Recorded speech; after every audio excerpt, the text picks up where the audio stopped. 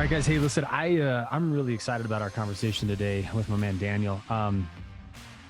As you guys know, I'm a big fan of Carey Nieuwhof, and one of the things I've always been jealous about is like he's always got these opportunities to talk to these great pastors. And Daniel is a pastor at Crossroads Community Church up in Vancouver, Washington. Amongst the many other things that he's done, he's just released a new book called "You're Gonna Make It: Unlocking Resilience When Life is a Mess." This is his fifth book. And Daniel, first of all, welcome to the show, man. It is such a pleasure to have you on.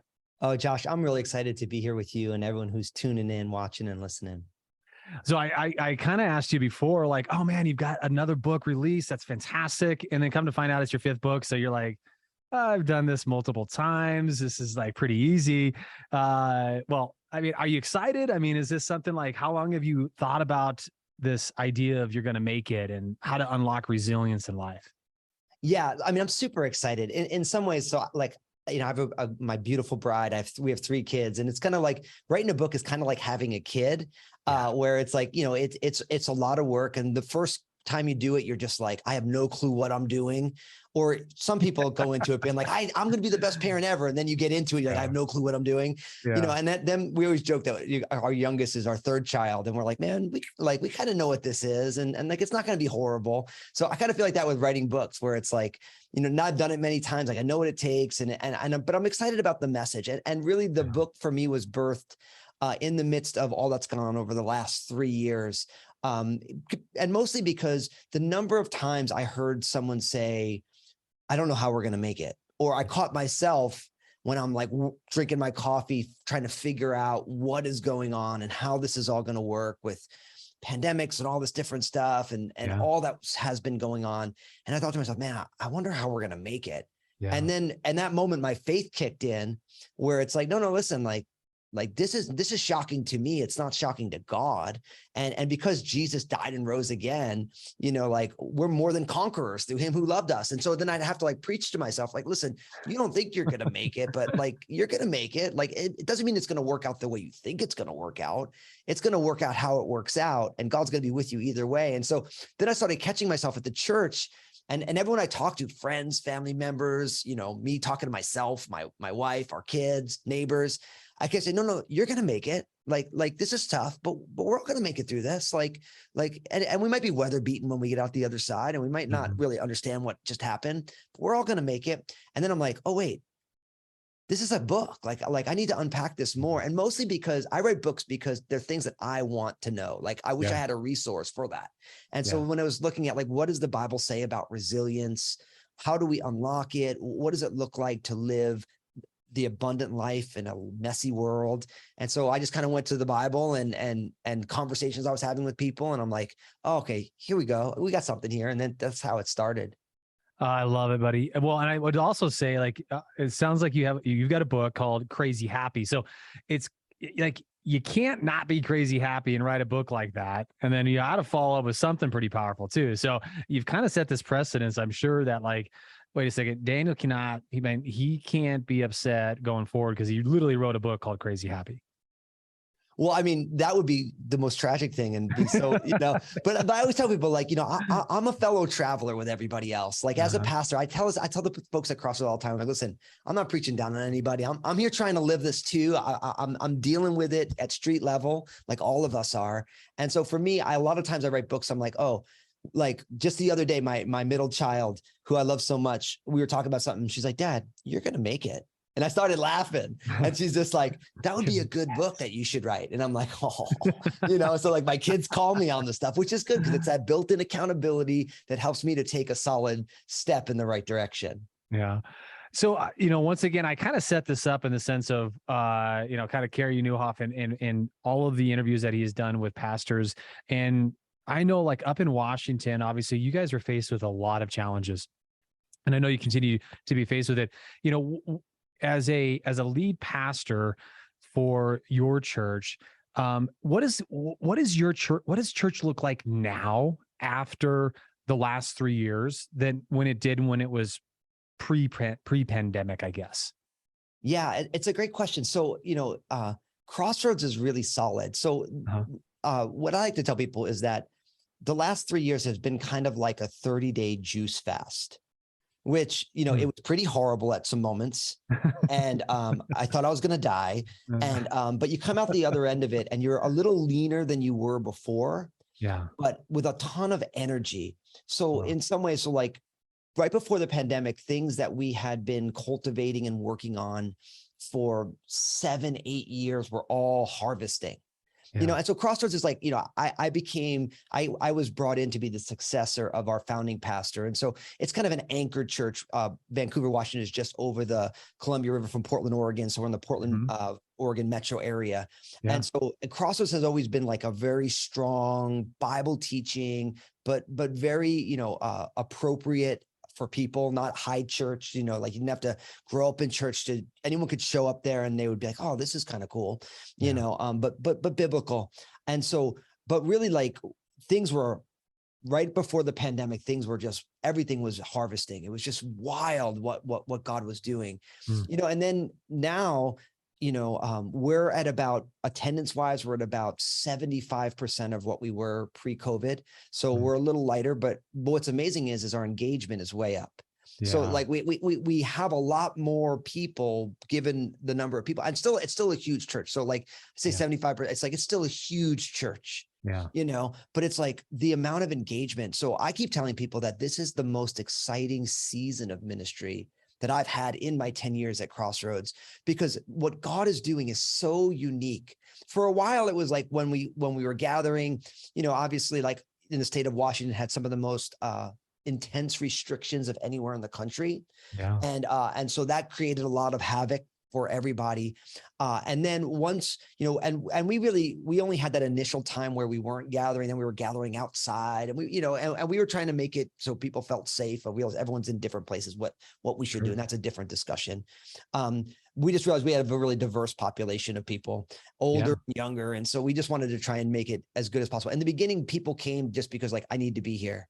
Mm-hmm. And then people are like, now I want to be here. And now everyone who wants to be there is like, man, let's do this. And so it is really beautiful. Like, I think it's like what God is doing right now is some of the most riveting, unexpected, powerful things. And I just stand back. I'm just like, God, you're good. And we did make it. And I kind of like where we're at. Like, this is really good. That's awesome, man. And I hope you don't mind. I want to go just a little bit deeper into this because, as a country, we always see the big headlines in the news, right? And I mean, as I talked to you about before, like I'm in Wyoming. We're very, very like secluded in a sense, right? And I'm just curious to know, like, obviously you had to, you went through the pandemic, you went through those extreme conditions, and you did your absolute very best. God was guiding you through those and the decisions that you were making. And then you get into, and then Seattle gets into their political unrest that they were experiencing as well too. Was Vancouver far enough away that you weren't feeling any of that, or was it still close enough where you're like, man, now we got to deal with this unrest as well?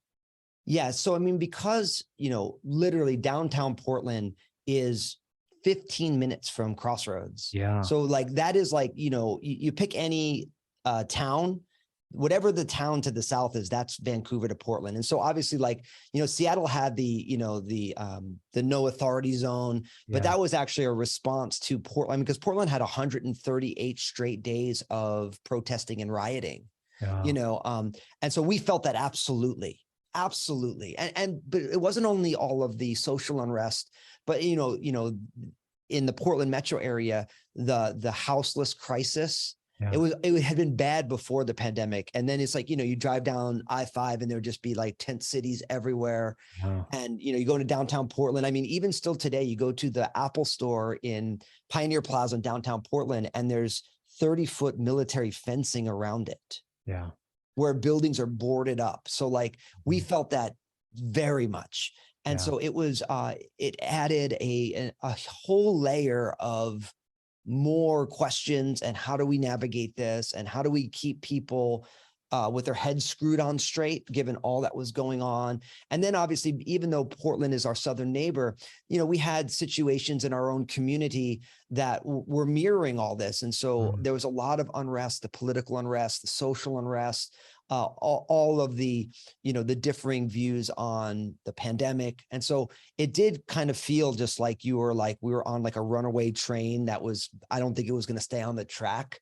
And not only for the church, but like our community. Yeah. And so it was very challenging. And that's why in some ways, like I wrote the book because it's like, I realized in the midst of this that, and I consider myself to be a decently resilient person, Yeah. but I'm like, nobody was ready for all of this. Yeah. And it was not easy to navigate. But what I talk about in the book, and I always try and tell people, is that the things that we're going through is actually God's curriculum to teach us certain things. And so the only time you actually learn resilience is when you have to walk through a scenario where resilience is necessary.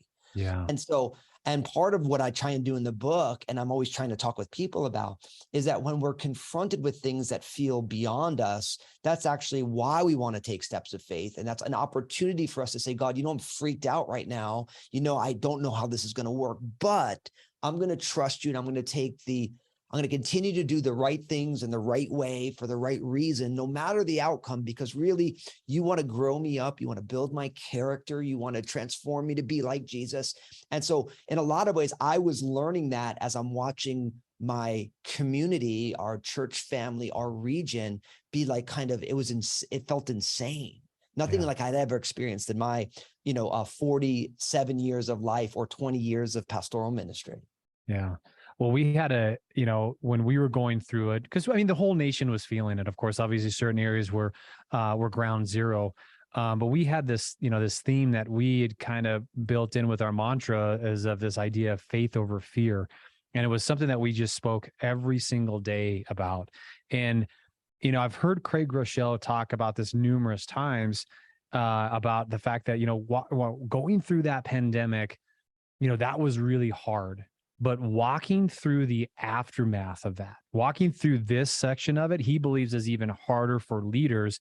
And that's why I think really your book, You're Gonna Make It, just that simple title of You're Gonna Make It is so important for that as a resource. So I'd love to dive into this. I think one of the things I absolutely love about how of what you've written in here is the understanding of where resilience comes from. And I'd love for you to just kind of share with us a little bit where you believe that where resilience comes from, and then also how it ties into the spiritual disciplines that help us walk in it. Yeah. So I absolutely believe that resilience, it's a God-given gift that comes from being created and sustained by God. Like one of the things that I love to tell people is that if you look at little kids are incredibly resilient. Like, so my youngest, Annabelle, she's 8 years old.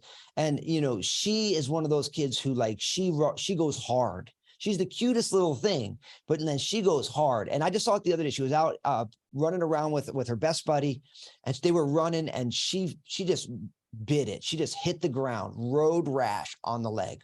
Mm-hmm. She gets on up. She's crying. Like she's in bad shape. She comes on over, me and my bride, we, hug her, we clean her up, we, clean it all out. You put some stuff on it. And then 2 seconds later, what is Annabelle doing? She's doing the exact same thing she did before. Yeah. Not like, I'll never do that again. Incredibly resilient, a short memory, realizes that's not the end of the story. But then you fast forward and you get older, and it's like, man, before you know it, you fall down, you skin your leg, you don't run again for 10 years. Yeah. Because something happens as you get older where you forget that these painful things are not temporary. It's like we become too aware of our own fragility, our own mortality, that we start to pull it back. And so one of the things that I find is, and Jesus said, like, unless you become like a little child, you can't enter the kingdom of heaven. Of course, he's talking about being innocent, being trusting, all these things. But I also think that we've lost resilience that we had as children.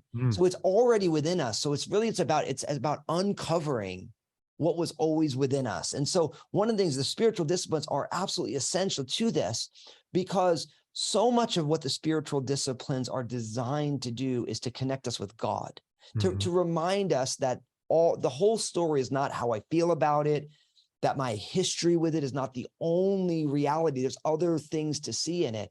So whether we're talking about the spiritual discipline of prayer, the spiritual discipline of reading and meditating on the scriptures, these give us the world from God's perspective. Then you get into other disciplines like fasting, if anybody's ever like, so I'm all Italian from New Jersey. So I remember when I first started walking with Jesus and I asked, what's this fasting thing? And they're like, well, you skip meals so you can seek God. And I'm like, well, where I was raised, food's a love language. Like, why would you ever want to skip a meal? Like, that's a lousy idea. Yeah. But as somebody who has explored that discipline now, when you realize that you can survive having not eaten for a day. Now, I don't recommend it to people who have, kind of health issues, and that's a different discussion. Right. But like for somebody who ate 3 meals a day and every snack I could find, when you realize like, yeah, I can be hungry and I'm going to survive.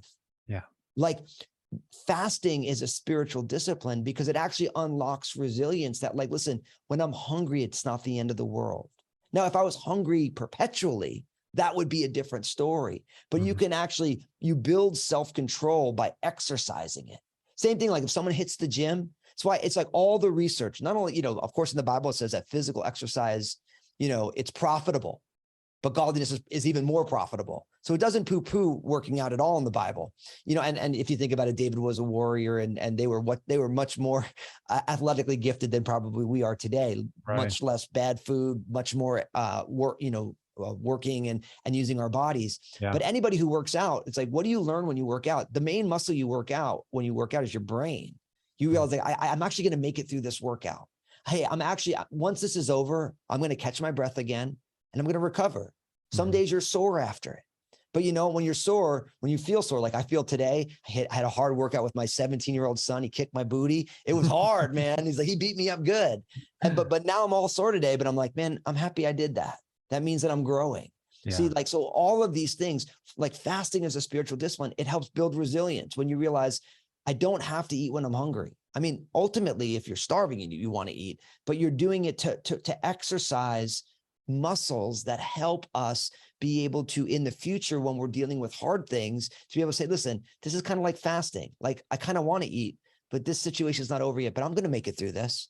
And so the spiritual disciplines, really, they're training before the race when we really need to exercise resilience. And of course, all the spiritual disciplines connect us with God. They connect us with the reality of how God sees the world, which is, that perspective is essential to be able to be resilient in all sorts of situations.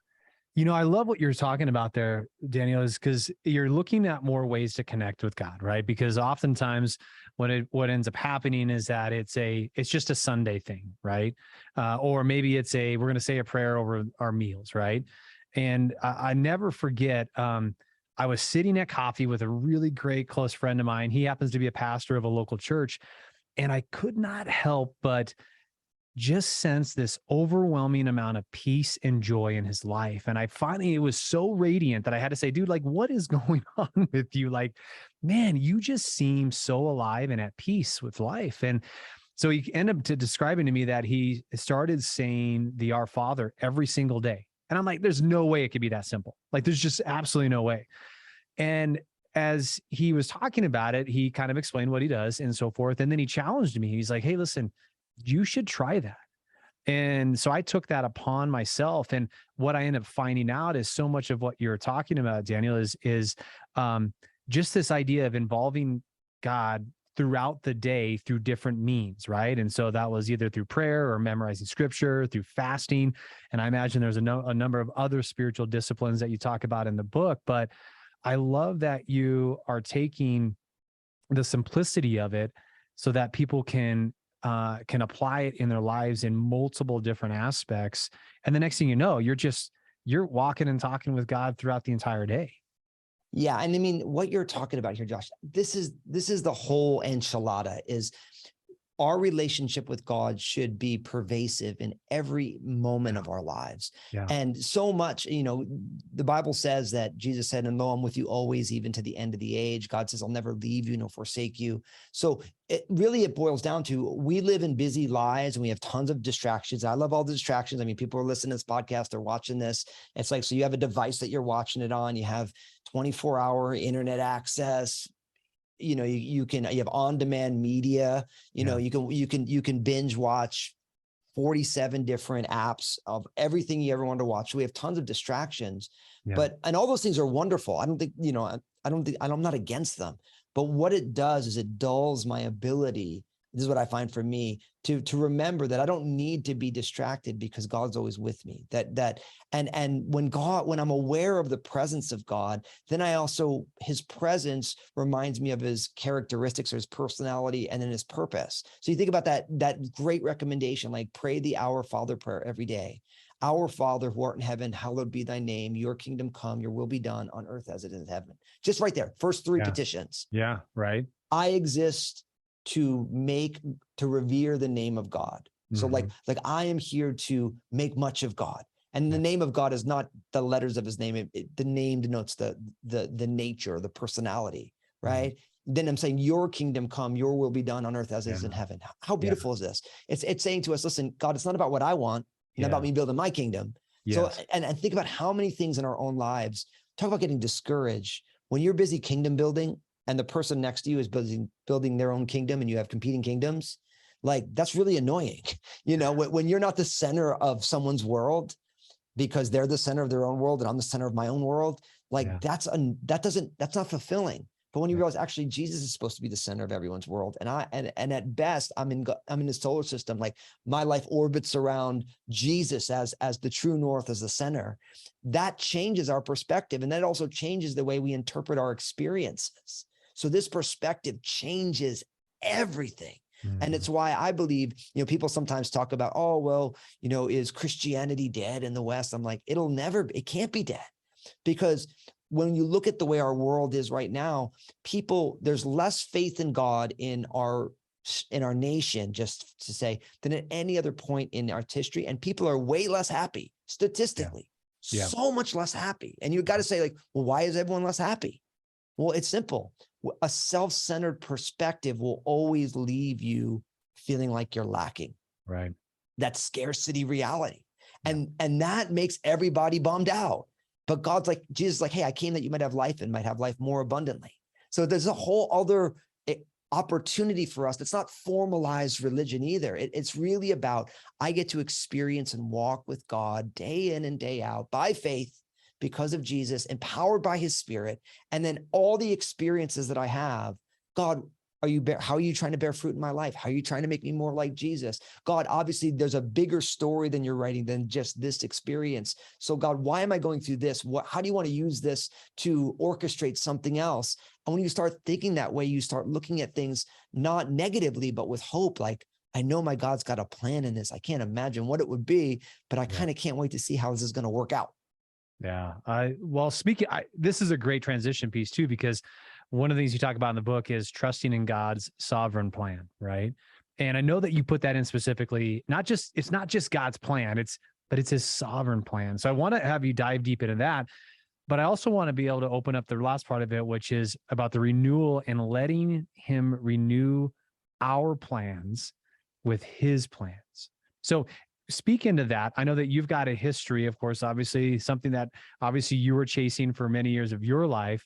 Didn't think that was going to ever have a turn. Eventually it did, but open up that and unbox that for us, if you don't mind. Yeah. So the idea of God's sovereign plan, we don't really use the word sovereign. You only really hear that in church, or we heard a lot about it when we heard about, the passing of the Queen of England, you know what I mean? And so, we don't really like, especially in the West, that kind of like the king language. Because, when we think of a king, we think of somebody who's living great, everyone's poor, and the king is always like, making all the money and taking all the money and taking all the goods, and everyone else is impoverished. Now, that may be true on the human level, but as it relates to God, God is the most benevolent king ever. He sent his own son to die on a cross. So the idea of God's sovereign plan means that God as king has a plan. Right. And so for me, when I came to know that at the end of college, and as I've learned about it for the last 20 something years, what I realize is that God has a plan unequivocally. Now, I don't oftentimes agree with the plan. I often don't like it, or I don't understand it, or I'm just like, I don't know what's going on right now. But when you begin to realize that God has a sovereign plan, then you start to say to yourself, God, these are the things that I want, but what do you want?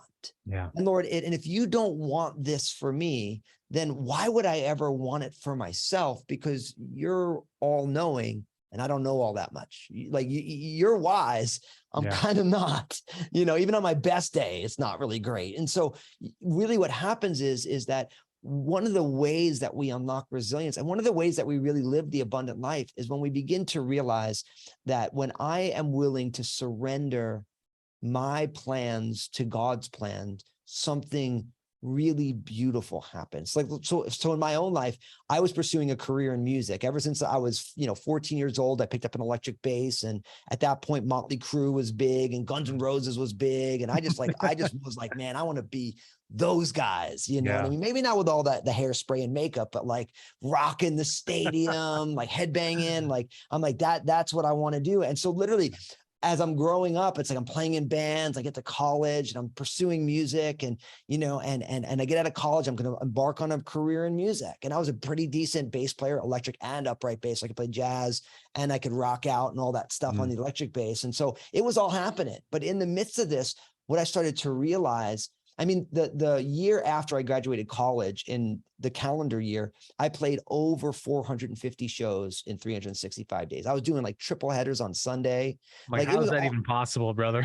Oh man, I was living the dream, man. I'm like, if you let me play, just give me coffee and I'll play. Like it was awesome. I would have bloody fingers. It was great. It was the best thing that I ever did. It was so much fun. And I'm like, this is how you make it. And like, and the bands were doing on tours, and people were inviting me to play in their gigs. And before, I'm like, man, this thing is happening.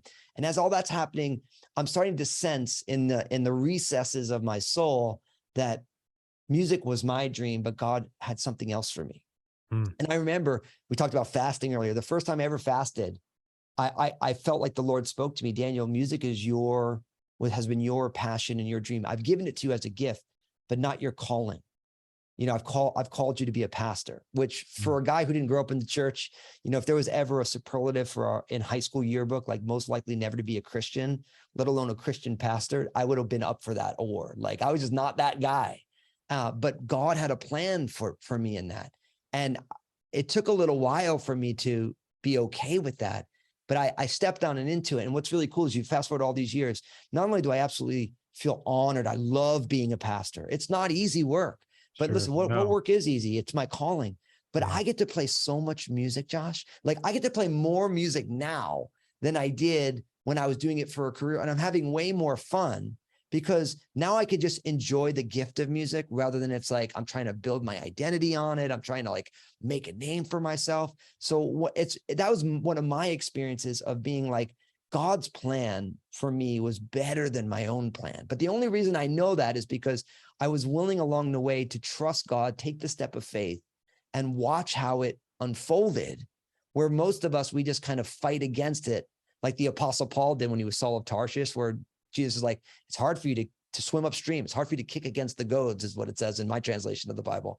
And it's like many of us just spend our lives pursuing things that we're not called to, because we're holding on to our own will as opposed to what God's best is. Well, okay, first of all, that was one of the greatest things that I have heard anybody say when it comes to their calling or their purpose. I love that you said God had recognized the gift that he had given you, but what he was calling you to do was something different, right? I've never heard it that way. That is so good. I guess that my follow-up question to that is okay, so you're at a place, like, let's just say anybody's at a place. I'm at a place. People are listening to this at a place and go, okay, I've recognized that I've been given a gift. That gift is not allowing certain doors to open, right? How do you find out from God what you're being called to do? Yeah. It's a great question. So here's what I would say. It begins by asking. Okay. And so what I wanted to always tell people, because when I tell people, listen, if you want to know what your calling is, you have to ask God what your calling is. But what we struggle with is we kind of want our relationship with God to be like, me and you, like we're just here. We have internet, we got some Zoom, we got some microphones, we're just chatting, and it's like, and what's funny is that we could talk to God the same way. We don't need the Zoom or the internet or the microphones. You just talk to him, but God doesn't always answer. Now, I always tell people, because people are like, well, I don't understand why God doesn't always answer. I'm like, because God is always interested in the relationship. And what I have learned in my life is like, we love the outcome, but God loves the process. I talk about this in the book. What God is interested is the person that we are becoming as we journey through life.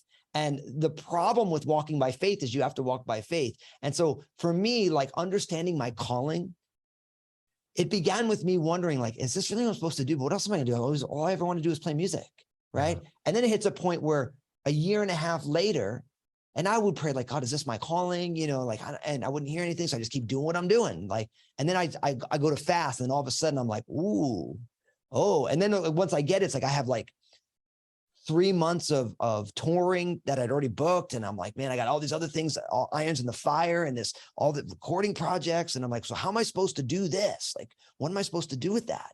And then I started seeking God, being like, Lord, did I hear that right? Or is that just like, I'm just hungry and I just want to, just want to hear something like, Yeah. But God is interested in the person we become as we pursue him. And so God's delays are not God saying no or ignoring us. God has a greater end in mind, which is to make us more like Jesus. Yeah. And so, you know, I like to use the analogy, and it's not the best analogy.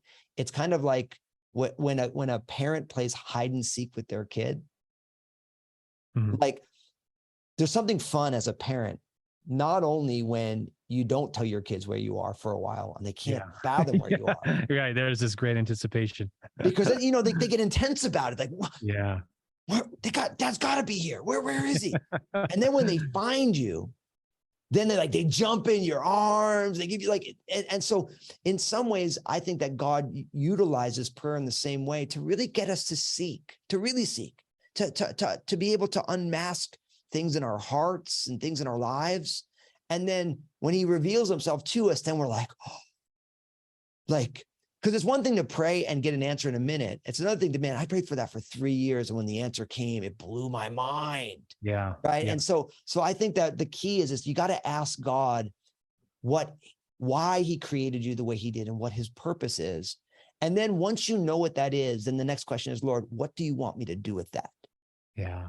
Because the key is, I think spiritually, we have a tendency to be presumptuous, where it's like we kind of jump too fast. And so it's always, Lord, what have you called me to first? And then once you know what that is, how do you want that to look in my life? And then you start taking steps. And I'm here to tell you, if God shows you your purpose and shows you what he wants to do with it, if you're not walking in that already, then the step of faith, the scary, I can't believe I'm doing this. This is insane. What if I fall flat on my face? All those fears kick in. But the child of God takes the step. And I always tell people that God's blessings are always on the other side of the step of obedience, the step of faith. And so I remember when I was leaving music, my buddies who I've been playing music with for years were like, bro, what are you doing? Like this is all taking off. All that we worked for all these years is taking off right now. What if you don't like nobody wants you to be a pastor? I mean, like, you're like the most least pastoral person we've ever met in our whole lives. This is never going to work, you know? And, but now I look back on it 20 something years later and I'm like, wow, like I would never have met my bride if I'd never stepped out. I never have these kids. I have all these experiences all over the world with God moving, pastoring churches, seeing people come to know Jesus, like crazy things. All of that I got to experience because I was willing to be like, okay, I'm going to step away from music. I'm going to pursue this. I don't know how this is going to work. It's not like what I used to be doing, but I think I was called by God for this. I'm created for this. And this is how God wants it to look. And we don't get the whole story in the first step, but as we take the step, the story begins to unveil itself to us, which is beautiful, really. Yeah. Well, I did tell you, buddy, I grabbed my phone, not because I was texting, but because I needed to write down what you were saying right there. And that doesn't happen very often on my podcast, brother. I mean, I've got great people that have said a lot of great things, but what you were saying and what you just walked us through right there, I know that people, if they are driving, there's no doubt that they're pulling over and they're rewinding this just so that they can put those questions down. Man, I'd say, you know, as I listen to you, you know, one of my favorite authors and a gentleman that I absolutely love and admire is Mark Batterson. And you remind me so much of him and the wisdom that he's able to help people walk through when it comes to really some very overwhelming things that we wrestle with as human beings. And you simplify it, and you really, I think you bring it down to common terms and understandings that it seems very practical to walk through. And so I just really admire and compliment you on how you're able to communicate. Is most certainly a gift that you've been given, that I'm sure that you've worked on and you've recognized in your life. And you most certainly are living out God's calling in your life by doing this. I'd like to move on to, because you kind of opened this door as well too, about unlocking fear of the future. And just as we've kind of talked about throughout this podcast is, we've been living in fear and uncertainty for a number of years, unlike we've ever experienced. Now, previous generations had to live through real fear. We might die tomorrow because of a war. We might die tomorrow because of starvation. We don't know if we're going to make it through. Now, the pandemic, of course, with all of the things that happened, there's no doubt we had thousands of people die through that. But that amount of stress and things that people are having, how do you, in your book, how do you unlock the fear of the future, and so that you're free from that? Yeah. So one of the things that I say in the book, and people don't like that I said this, but it's still true. So I'm from New Jersey. It's like, you may not like it, but it's still the truth. Yeah, truth is truth. It's like the only way to win the battle against fear and worry is to fight the battle. Oh. That's the only way. Because here's the deal. The reason fear happens, fear is our response to uncertainty. And listen, tomorrow's uncertain. A month from now, it's uncertain. What are gas prices going to be in a month from now? I mean, who knows? In the pandemic, we couldn't get toilet paper, or we could, and we just all had 20,000 rolls, in our garages or whatever. It's like, right. There's infinite things to be uncertain about tomorrow. So the only way to win the battle is to fight the battle. And there is no, knockout blow to how to, get rid of the fear of the future. It's going to pop up every day. I was just talking to a good friend of mine, older gentleman, right on the edge of retirement, right? Now, this is a guy who's been very, very successful, took care of his business, solid guy, loved his wife, loved the Lord, did things by the book. By all accounts, he is ready for retirement. But you know what he's worried about? Is he going to outlive his retirement savings? Yeah. And it's and I said to him, that's really real, because almost everyone I know who goes to retirement age, they hit that, no matter how, they've planned super well. They hit that retirement number, right? That they got from their financial plan or whatever. Yeah. They're freaked out about it. So what I'm aware of is that there's not I eradicate that. It's each season of life has a different set of things that we're worried about. That's normal in a world where we are not the almighty, the all-knowing one. We're finite, so we don't know. So the key is to be fighting the battle. And I believe that the key to winning the battle that we're fighting every single day is not believing that we know what the future is going to hold, but trusting the one who holds the future. Yeah. So it comes back to that belief in God. I have no clue what's going to happen with my kids in a year, but I do know that in a year, my God will be there no matter what happens with my kids. And so it's about surrendering I'm holding on to what my preferred version of the future is. And it's saying, God, I have no clue what's going to happen, but you do. And I know that you're good, even if everything around me is lousy. Yeah. And so that's the only way to fight the fear and worry about tomorrow, is to trust the person who loves us enough to send his own son on a rescue mission, who holds the future in his hand, so that no matter what's going on tomorrow, like right now in our county, there's a horrible forest fire. It's growing fast. They're trying to get it contained. We're smoked in right now a little bit.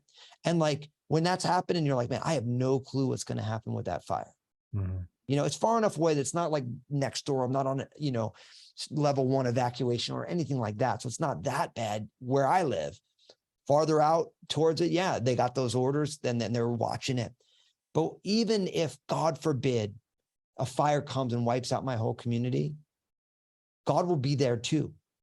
And God will be doing something, and I can trust that if that, even the most extraordinarily horrendous thing happens, I can trust that God wants to bear fruit in my life and through my life. And I guess I have to go through this in order for God to do what he wants to do to make me like Jesus. And so in some ways, that's how you fight the battle for the fear of the future, is you fight it every day, whatever the variables are, whatever the worries are, but you fight it with faith, where you say, God, I don't know how it's going to work, but I know you do. And I know that no matter how it works, you're going to be there. You're going to be a good God, working things out and changing me in the process. Daniel, this has been amazing. This has been so life-giving. You have done an amazing job today of taking what is so hard sometimes to interpret, so hard to even imagine, and you've made it practical in our lives. And I just want to thank you so much for being able to share your heart and your passion for the Lord, and also your passion for his people as well too. So this has been just an absolute pleasure to have you on today, brother. Oh, Josh, the pleasure's been all mine. Seriously.